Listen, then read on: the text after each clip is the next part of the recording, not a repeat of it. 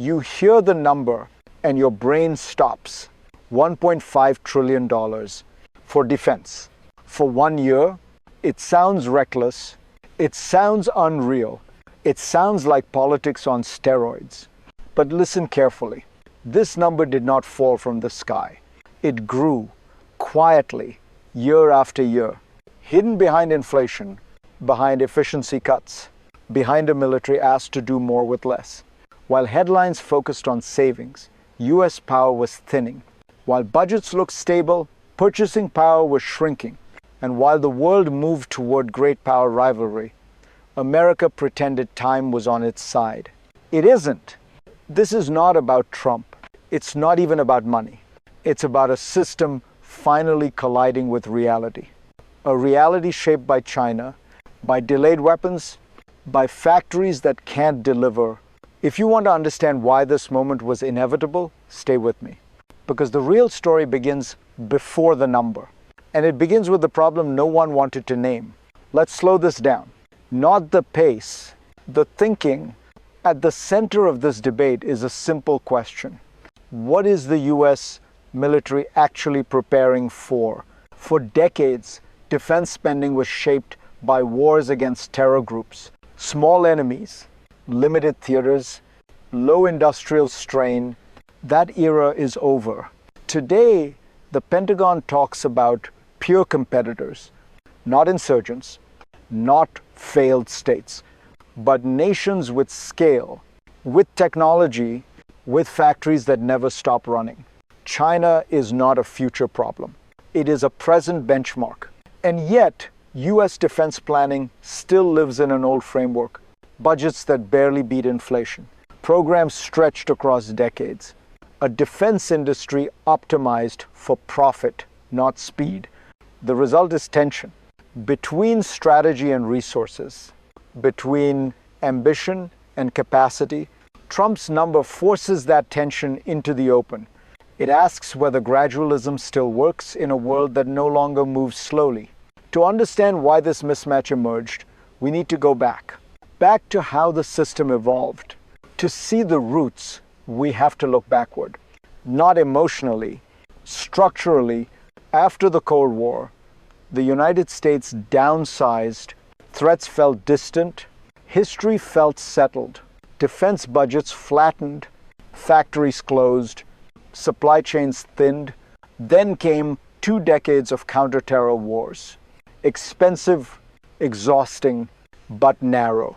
The military learned to fight small wars very well. It did not learn to outproduce a great power. Meanwhile, the system changed. Weapons became more complex. Programs became slower. Costs climbed. A fighter jet now takes decades. A submarine takes years longer than planned. Delays became normal. And inflation did the rest. Budgets rose on paper. Power shrank in reality. So when policymakers spoke of efficiency, what they often meant was postponement, kicking modernization forward, assuming time was cheap. It wasn't. By the time China emerged as a full pure competitor, the US defense base was already brittle, strong at the edge, weak at the core. That fragility set the stage for the first real shock. Then came the first rupture, quiet at first, then impossible to ignore. The administration entered office talking about restraint, about efficiency, about trimming fat, 8% cuts across 5 years, tens of billions pulled back. On paper, it looked disciplined, responsible, even overdue.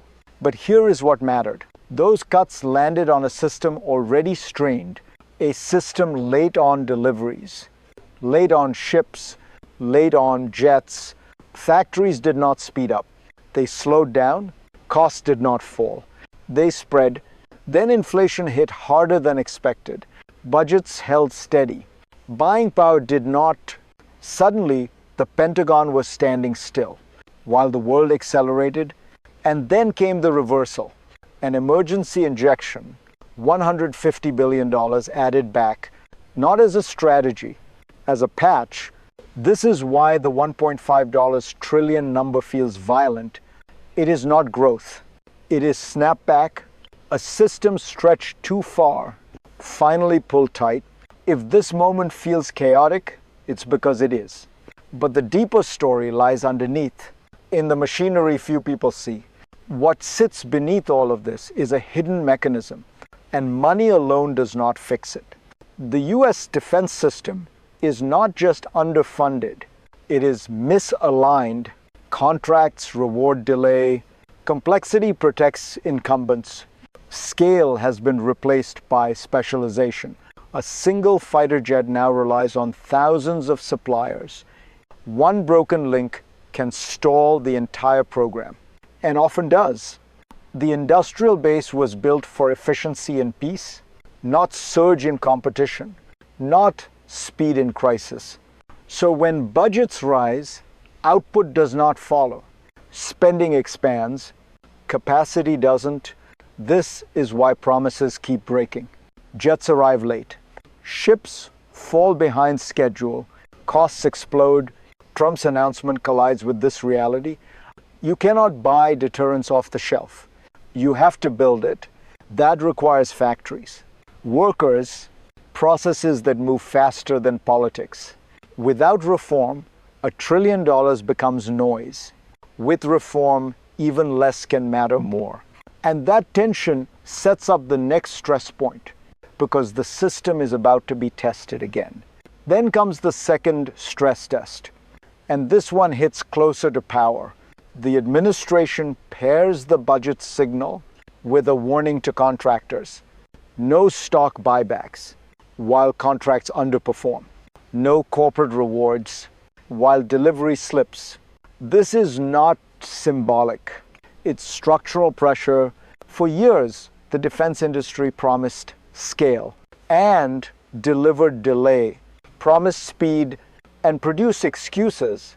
Submarines late, fighter jets behind schedule, costs rising faster than capability. The executive order changes the incentives. It tells industry this era is ending. That capital discipline now matters as much as lobbying. But here's the risk. If enforcement is weak, it becomes theater. If enforcement is real, it shocks the system.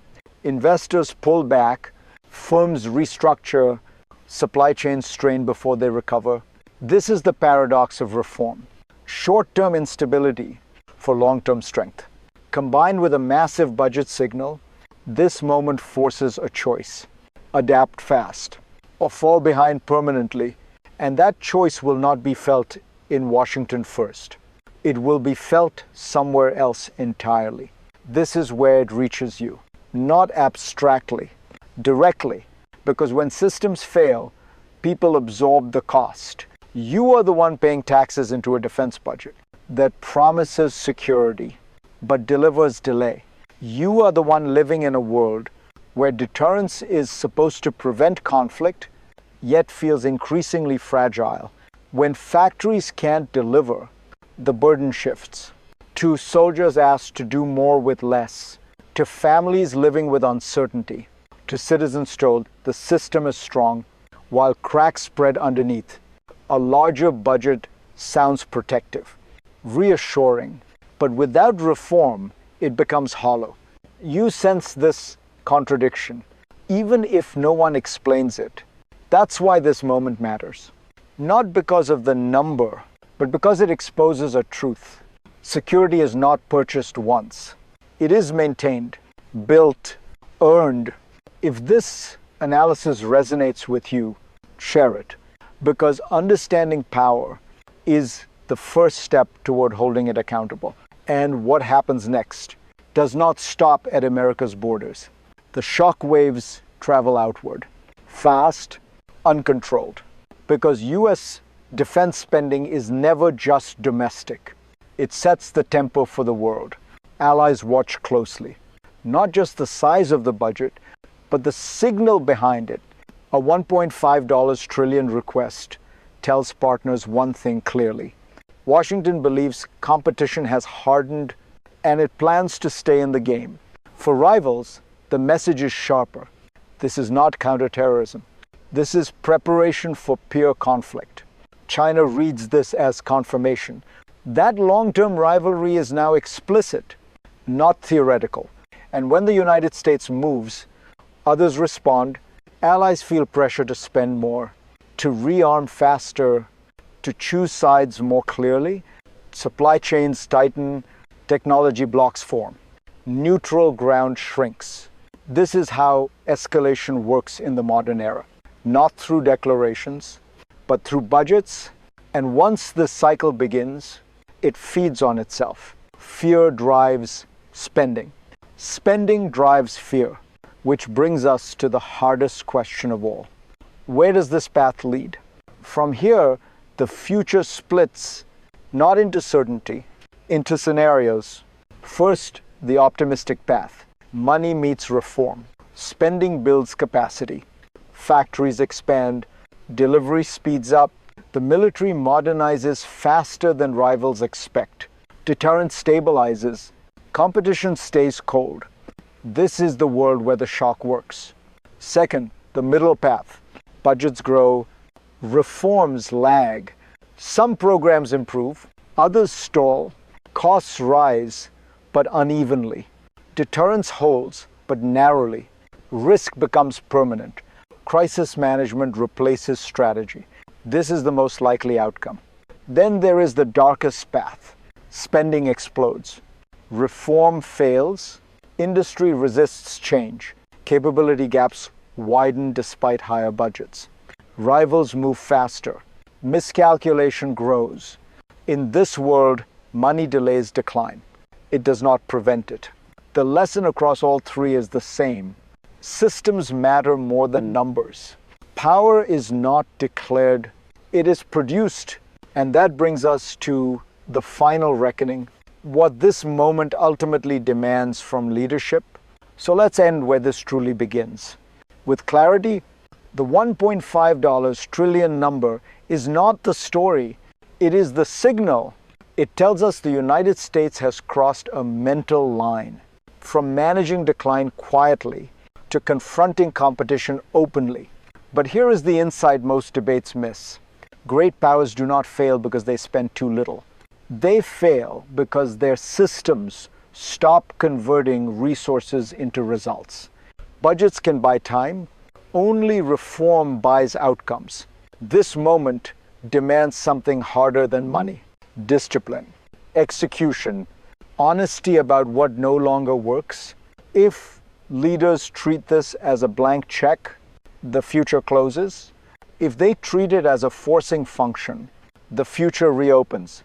For you as a citizen, as a voter, as an observer of power, this is the real question to watch. Not how much is spent, but what actually changes. If you want to understand where this path leads next, stay with me, share this analysis, and be ready for the next chapter, because this story is not ending. It's accelerating.